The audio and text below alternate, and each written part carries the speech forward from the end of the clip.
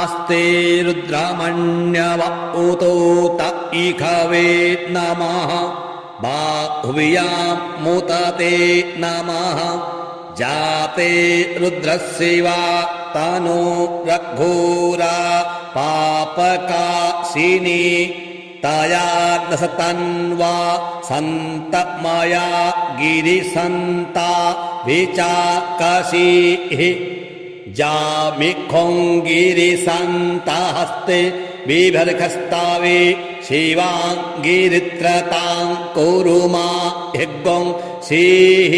पुरुखं जगत शिवे नवचसा त्वा गिरिशाच्छा वदामसि यथा नः सर्वमिज्जगादजक्ष्मग्गुं सुमना असत अध्यवोचदधिवक्ता